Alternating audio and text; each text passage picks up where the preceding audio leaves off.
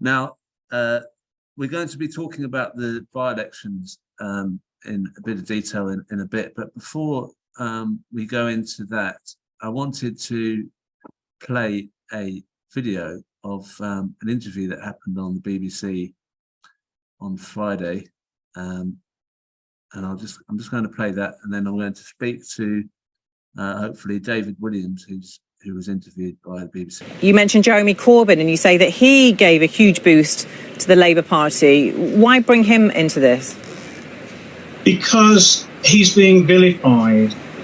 Everybody is saying what a terrible person he was, where he's probably the most honest person in politics today. What he did was he took a fairly ailing Labour Party and made it the biggest democratic socialist party in Europe. And in 2017, we had the best election results since we'd had since the war. And that was despite it being publicised that paid workers within the Labour Party were working against the party, which frustrated many of us immensely. Yeah, he didn't manage to win an election, and he was found to have overseen a party that certainly enabled anti-Semitism, didn't he? How worried about you about the... He didn't do that. OK, how worried about... Is the BBC going to continue to say that Jeremy Corbyn was anti-Semitic? I didn't say that. I said the party under him enabled anti-Semitism. Yes, but it wasn't, and the results of the research into that by various bodies have said it wasn't. So why are you saying it was? OK, David, thank you very much for being with us. Thank you. David's here. Thank you so much for coming on to the call, David. Good to see you. Yeah, thanks for having me. Now, that interview made a lot of noise on social media because obviously she was saying something about the Labour Party under Jeremy Corbyn that wasn't true, and you corrected her. And then she suddenly went off quietly at the end. That was fantastic. I just want to say that made my day on Friday. And have you had lots of messages of support for what I've had? Said? Thousands of messages of support. I had about 4,000 followers on Twitter at the, before I did the interview, and I'm up to about 6,500 now. So I've had huge amounts of support. It's been great. I've had detractors. There's lots of people calling me anti-Semitic and the rest, but the vast majority of people are saying similar things to what you've just said. Yeah, I mean, on this show, many people on this show have had the same experience as you, of being lied to and smeared. The Labour Party's been smeared in a way, especially with Jeremy Corbyn. Can I just bring up one other issue that has come up since that interview, which is attacks on you that are totally, they've smeared Jeremy Corbyn, and now they've said this one here. This is Lee Harpin. He says did nothing for past. It's supposed to be past 12 months in Uxbridge on doorsteps to help secure a Labour win. Good riddance, says one senior local Labour figure to news. He has quit. Now, I didn't realise that you had actually had a terrible assault on you before the campaign. Horrific assault, and that they've just come and attacked you in this way. It just shows how low they go, doesn't it?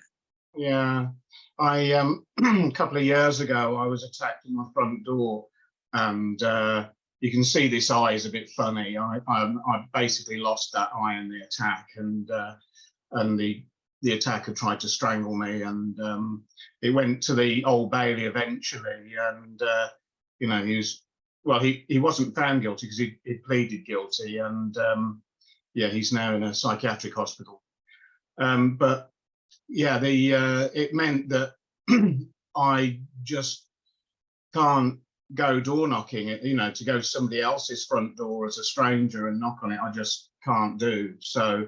And I had a meeting with the Labour candidate at the very beginning of the campaign to explain that and to say I wouldn't be knocking on doors. And it wasn't because I, wasn't going to be supporting the Labour Party. It was because of this thing that had happened to me. So, yeah, everybody locally knew that that wasn't something I could do.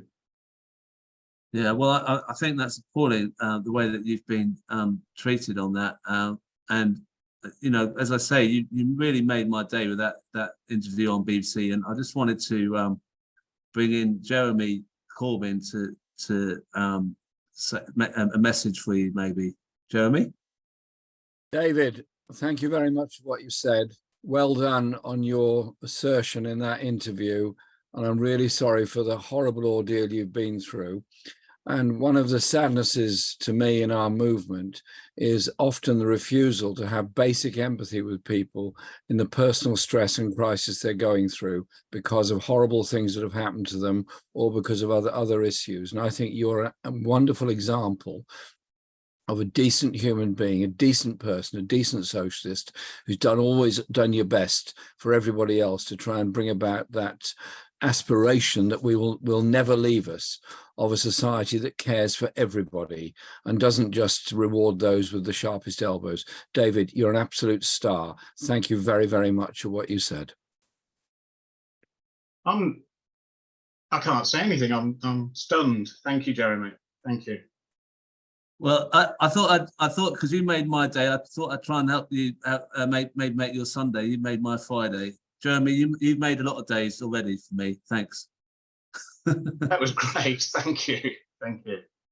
And hopefully I'll bring you back in a bit later, David, to talk about something else if you want to. And thank you, Jeremy. You're very welcome, Crispin, and it's great to see so many people on the show today. Could I just say, I know you might not be doing a show next Sunday. Whatever happens in the political headlines 1 day, 2 days, 3 days, 4 days after a by-election, the reality is the job of socialists is to support those that are trying to get a decent living wage, support those that are campaigning for public ownership, support those campaigning for peace, and above all, to challenge this unbelievable decision of the Labour Party leadership to continue with the obscenity of the two-child benefit policy. Just think, if you're a family with 4 children and you're on universal credit, you'll be losing £110 per week because the third and fourth child are not entitled to any benefits. Add that up, that's £5,000 a year being lost. I see that poverty. And when I go to the food banks in my own constituency, what do I see?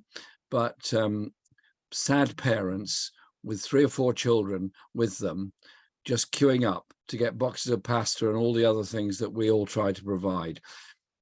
We cannot be the 5th richest country in the world, announce we're spending a further £24 billion on defence, with not a word said against it, except from me in Parliament, and at the same time get into some moralistic nonsense about how poor families shouldn't have more children, which is where Ian Duncan Smith brought this nonsense in from. The whole tradition of the Labour Party, the whole tradition of socialism is that you care for everybody in society and you don't make moral judgments on how people lead their lives. You recognise every person deserves healthcare, deserves support, deserves housing. That is what a coherent, cohesive society looks like. And that is what we all have to be doing. I've put forward 5 points, which you can all agree with. I'm sure you'll find them on the Peace and Justice Project website. They can be the basis for a very strong series of social justice campaigns all over the country. Forget the labels under which we work, but work together on those kind of issues. And that is where the real socialist movement is, in every community in this country, demanding social justice for all.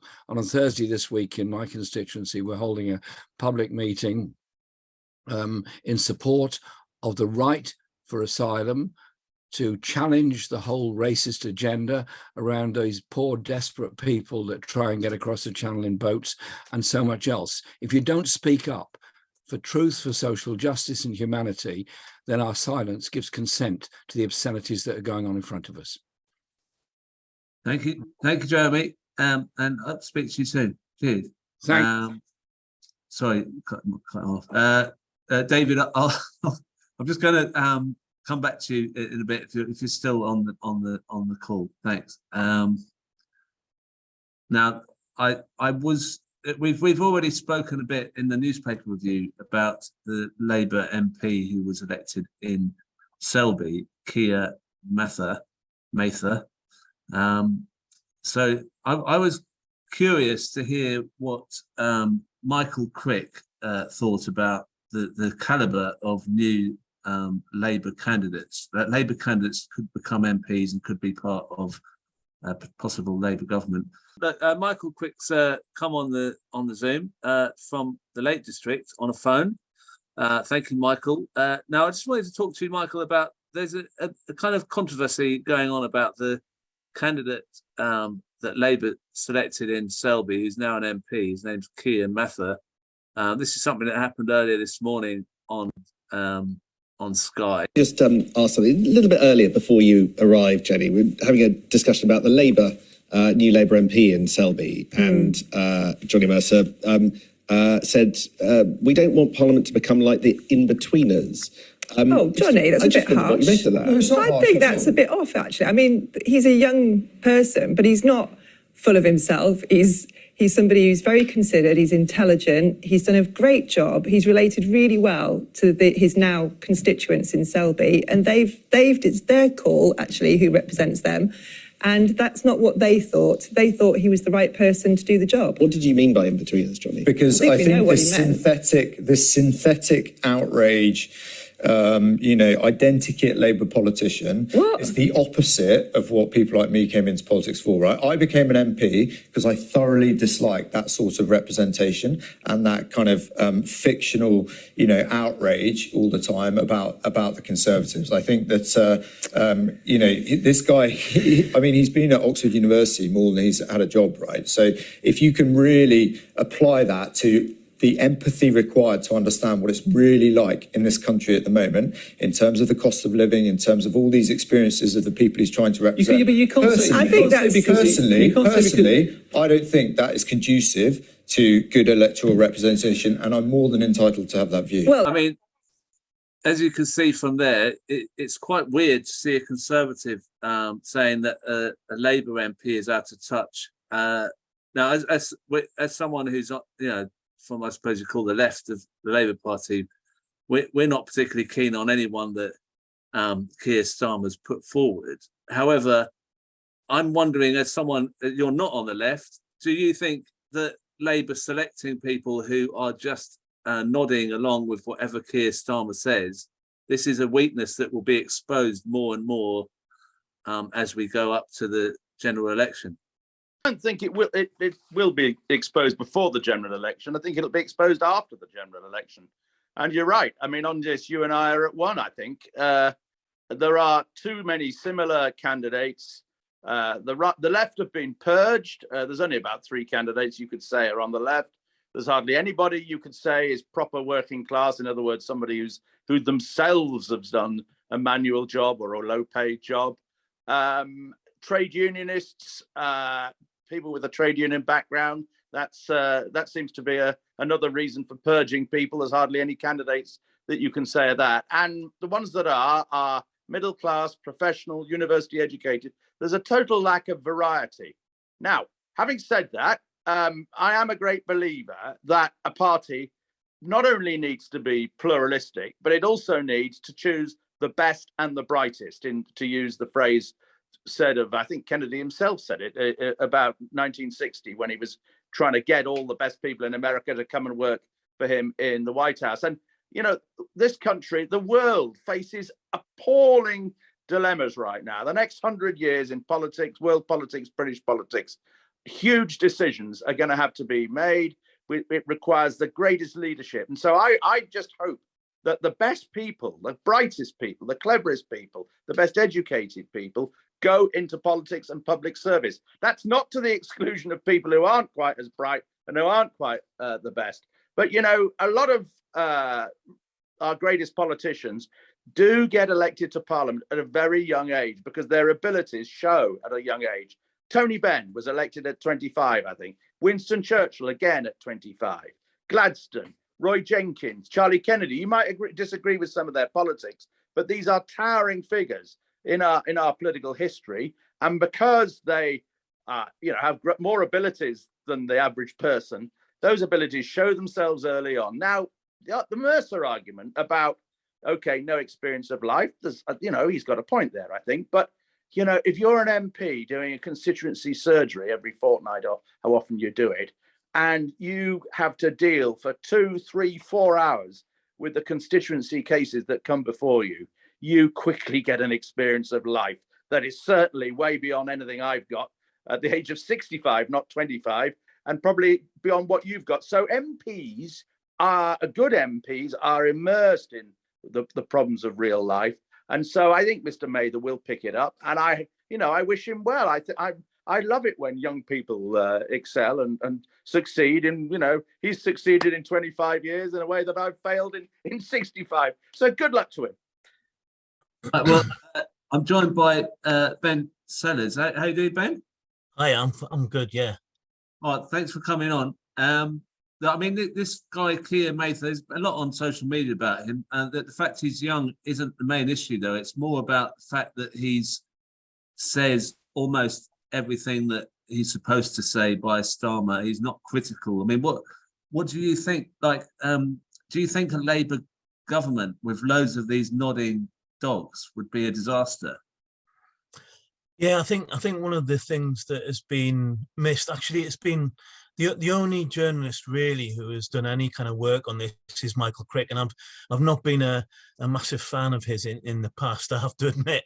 But I think when he started looking into it, he's been surprised at how absolutely authoritarian and rigid the whole selection process, completely uncompromising in a way that that maybe some of the left didn't expect. But what it's creating is a party of government, and we're assuming that the Labour Party will make the next government, of kind of middle managers. There's a hell of a lot of kind of people from very similar kind of backgrounds, or they've been chief executives, or they've been senior managers, and there's so many from business backgrounds, there's so many from kind of senior management within local government and so on. And I think that creates a completely unrepresentative government benches, and obviously very little pressure on Starmer government, which is lurching to the right. No, I mean, just to sort of confirm what we're saying about this Keir Mather and what he represents. This is everyone's probably seen this, but I'll play it again. It's an interview that someone grabbed from the. Hi, you've said that we might be on track to a Labour government. Mm-hmm. Would you support that Labour government in its current policy of a two-child benefit cap? I support the Labour government in that policy. I think we're going to inherit an absolute economic mess from the Conservatives when we take power. We're going to have to make extremely difficult decisions once we do, and I support the Labour government in doing so 100%. He does sound like he's got the chip. That guy said he's got a chip in his head, like he's been programmed to say the exact thing that they're saying. I mean, and ambition is a problem, isn't it? Because people if they have personal ambition, they'll say whatever they want, and they won't criticize when it's wrong. It's a danger, isn't it? Yeah, absolutely. I mean, I don't think, I think other people have said this as well, I don't think the age is necessarily the deciding factor here. It's about politics. It's about people that have the courage to say what they think and maybe take some of the consequences for that. But if you look at Keir Mather's career, that the CV is the problem. It's not the fact that he's only 25. It's I think Pam Fitzpatrick said this actually yesterday. You could have somebody who's 25 that's had 9-10 years of working life, and could become, had worked at McDonald's supermarket, whatever it is, or bars and things, and have a fantastic kind of experience of what it means to be a young person in this country. Most people's experience of being a young person in this country. But this guy, he went to private school.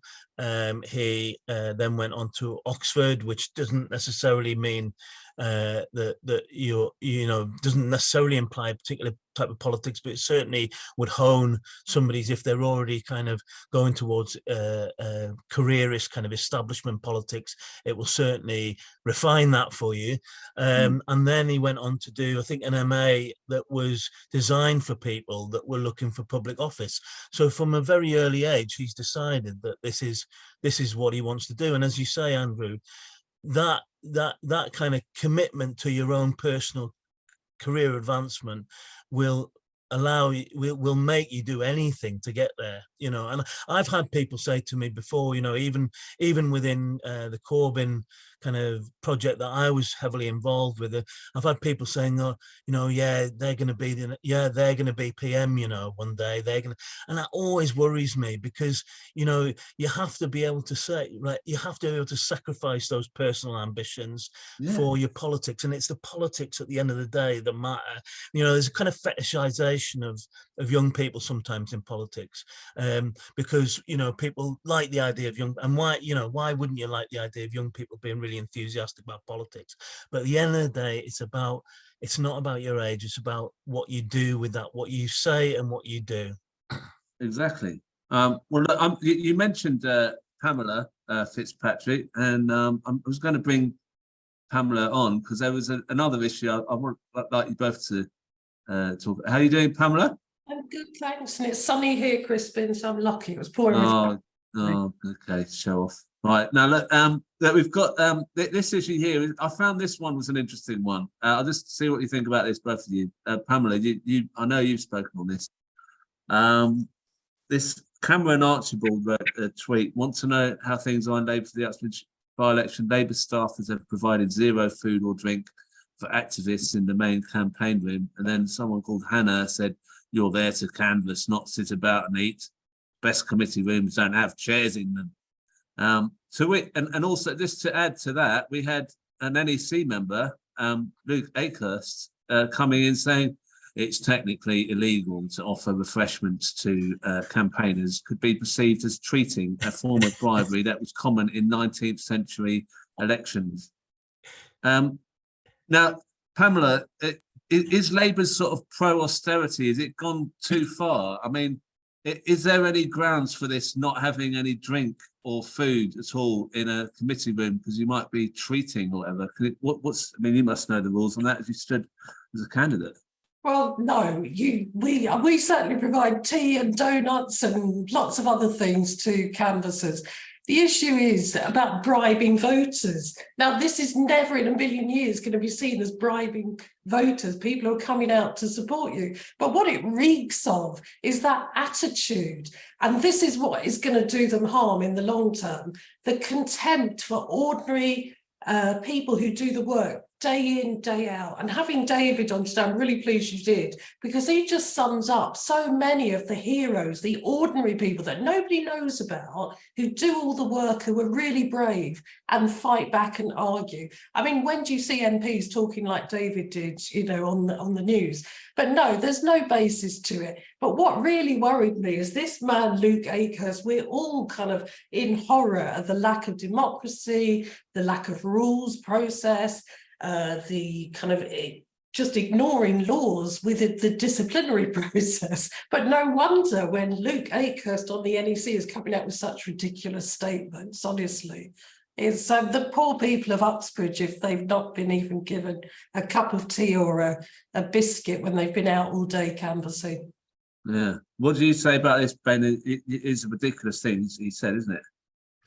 Yeah, and I just wanted to make a kind of related point really about something that Pam just kind of brought up there about the way that the Labour Party treats its own activists now, and the possible consequences of that in a general election. Because in a by-election, I mean, you saw the pictures for Uxbridge of loads of people, loads of MPs going over, and maybe some councillors and MPs going over to campaign. That's not sustainable in a general election.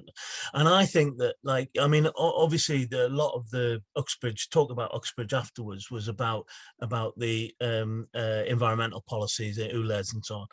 But if you don't have any kind of network, you don't have any grassroots network in a constituency, which is all now coming apart all over the country, local Labour parties are completely coming apart. There is no kind of real grassroots campaigns anymore.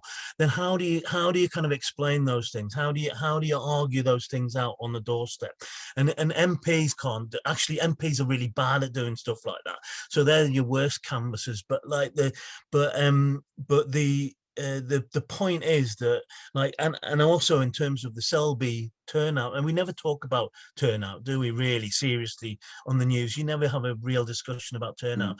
But the Labour vote only went up 2,500 in Selby. Yeah, it was a massive swing, but mainly because people stayed away. So, you know, Tory voters stayed away, and that, you know, inflated the percentage that the Labour Party have got. But that can't happen all over the country. And when there's a bigger turnout, and when in the heat of a general election campaign, when Starmer's getting attacked on his record and his slipperiness and so on, I mean, I don't think it's I mean, I think they will make a government, but I'm not sure they'll rump home like people think they are going to. Right, I'm going to, you sort of mentioned it a bit in what you said there. I'm just going to play two clips of Keir Starmer, an unbelievable U-turn sort of man, the U-turn man of the year. I'm sure you're aware that the London Mayor, Sadiq Khan, wants to expand the ULEZ to the entirety of Greater London. There are major concerns in the care industry and others that people simply won't be able to afford to work in London. Do you support the charge? I do support what the mayor is doing here. To run their cars, Sir Keir. Obviously, we need to accommodate communities and those that need to travel around, but we do have a massive air pollution problem in this country, particularly here in London, and we can't keep walking around it. So we do need to take action. No doubt that was the reason we didn't win in Uxbridge yesterday, and that's why I think we all need to reflect on that. The mayor needs to reflect on that. But what does reflecting mean? Does that mean scrapping it? Does it mean postponing it? Well, we need to reflect on it. The mayor needs to reflect on it. But because it was the reason we didn't win in Uxbridge. What does reflecting on ULEZ mean, though? Does it mean scrapping it? I put that question to you again and you're not answering it. Well, we've got to look at the result. We've got to reflect. The mayor needs to reflect. And it's too early to say what should happen next. Oh, I mean, that's just cringy, isn't it? I mean, reflect. What's your what you first, Pamela? What do you say to this ULEZ thing? So he comes across like a really bad manager, doesn't he? Not a leader. So he's blaming the workforce for what's gone wrong. So ULEZ, yes. I mean, I'm in Harrow, near to Uxbridge. ULEZ does come up as an issue, but it actually impacts on a very small proportion of the population. So there will be people really angry about it. There's also a large group of people who really want it. And there's more people who want it than don't want it. And what you'll have seen is people angry at this kind of flip-flopping again, because what does he stand for? And there's much bigger issues in Uxbridge than ULEZ. You know, it has, unlike Selby, it's got quite a large ethnic minority population. The diversity will likely mean that there are larger families there. And in the same week, he's announcing the two-child policy is there to stay. And I can tell you in Harrow, it causes huge hardship. It's one of the highest kind of boroughs that are most affected, and Uxbridge, because it contains Hillingdon, is likely to be the same. But he just comes across so bad. So in the end, people will think, well, what are we voting for? You know, he could have made an argument about why ULEZ is needed, but they didn't. They just, in the middle of an election, they just changed their position, and then blaming Sadiq Khan when he's got a court case going on about ULEZ. I mean, it's incredible. It's so bad. Ben, I mean, is this just gone too far? Do you think he's lost his credibility? He's going to lose all credibility, isn't he? I mean, that's my feeling. Are you muted? Oh, sorry about that. There you go. Yeah, I mean, I think so, and I think that, I think that it's starting to hit the fan a little bit, isn't it? You know, that he's seen as unreliable, he's seen as shifty. I think that one of the issues around selecting sort of carbon copies of Keir Starmer as well across the country is that you get a whole parliamentary party of those people that are not prepared to fight their corner, and don't see the value of changing people's minds. So there's been a lot of interviews from the front bench, but also other Labour MPs recently gone, we have to reflect public opinion, basically. And that is no kind of like leadership at all. And you can't, eventually you box yourself in to being, I mean, Tony Benn used to say about, your policy being decided by Mr. Gallup and and so on, and you're being led by the polls, and what that does eventually is it kind of erodes any idea that you're going to do anything transformational. I mean, just this weekend, you've got the Labour leadership going to the National Policy Forum and trying to kind of bully the trade unions into dropping a lot of the one thing that we do have left in the Labour Party policy programme is some very good policies on workers' rights, and they're trying to dilute that, and they have been trying to dilute that for months and months, and so everything is just, I mean, the Green New Deal stuff is being taken away bit by bit, and I just imagine that in the middle of a general election campaign where they're being attacked by the Daily Mail and the Sun and all these people, and they're being social media pylons and the very effective kind of campaign messages from the Tory parties, because they're good on that sort of stuff. I think they will crumble. I think there will be a lot more that will go in the heat of a general election campaign in the months that go that precede it as well. Yeah. Well, I was going to bring David Williams back in. Are you? Yeah, David. I'm interested to hear what your view is on the ULEZ and also the U-turn. What do you think about this, David? Well, I think there's some really interesting points about this. One of the things is that everybody's blaming the mayor for ULEZ. Grant Shapps made it part of his financial agreement to London that they could only get proper funding if the extension of ULEZ was put in by the mayor. So this was a Tory policy in the first place. It wasn't, and Boris Johnson brought in ULEZ in central London. So ULEZ itself was a Tory policy, and I don't think other parties disagreed with it because it was seen as a good thing to improve air quality. The fact that the Tory campaign locally in Uxbridge made ULEZ the issue was, a clever ploy by them, and the Labour campaign run by region, not by people in Uxbridge, didn't pick up the fact that it was imposed on the mayor by Grant Shapps, which would have been a fantastic thing to put in the leaflets to say, this wasn't our decision, we're implementing something that the Tories insisted that we have. And that was totally overlooked. So that's a huge error in the campaigning. And there's something else on ULEZ that and this is going to be really controversial, and I know that, and I'm going to use the word alleged a lot. And that is that there were Well, you mean it legally problematic? Yeah, absolutely. For me? Absolutely. Oh, right. Well, right, go on then. There were ethnic minority voters in Useley, which is part of the Uxbridge constituency, who, when they went to vote, were told no, they had signed away their vote to a proxy vote. And they were really puzzled by that. And the only thing any of them had signed was an anti-ULEZ form, apparently, that because they supported the idea of not having ULEZ, but the Tories locally were taking out forms for people to sign. And that's the only thing they remember signing, which allegedly led to them losing their vote to a proxy vote. So we're going to have we're going to ask the people on the campaign to look into that. But it's a terrible, terrible indictment of people if they lost their vote to a proxy vote, which they did not go through any process to do. And if it's been done underhand, in an underhand manner, then that is really atrocious. As I say, that's really controversial, and it's an alleged thing. I'm not saying it did happen, but it needs to be investigated. Wow, that is terrible. Well, look, thank you, David, again for coming on, and thank you, Ben, and thank you, Pamela. I'm just going. We've just got one extra part on the discussion on the by-elections. I'm just going to introduce Rosie Mitchell's on the call. And Rosie, you stood in the Somerton and Frome by-election. I'm just going to show the result of that.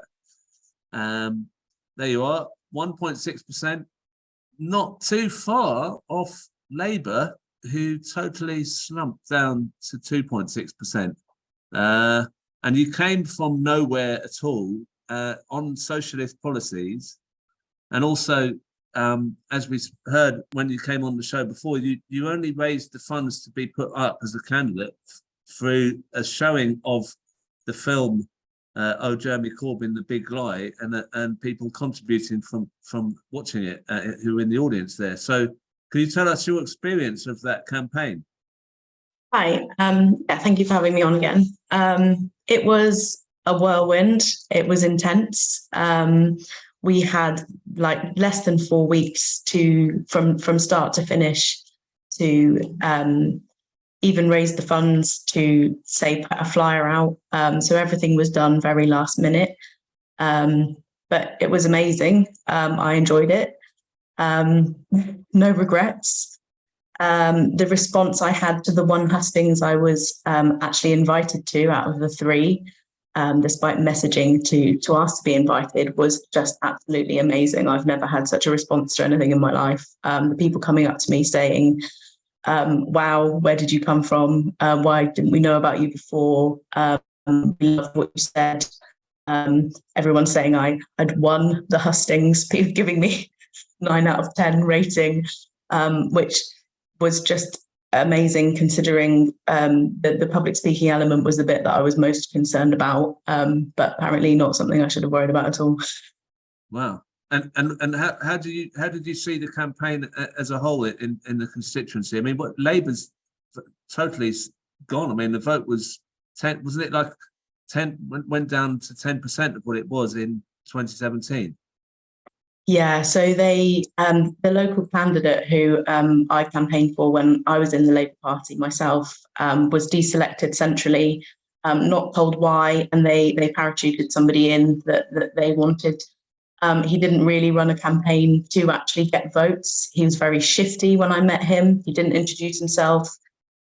He came across as very disingenuous. He avoided chatting with the rest of the candidates when we were being friendly with each other. It was all a bit strange.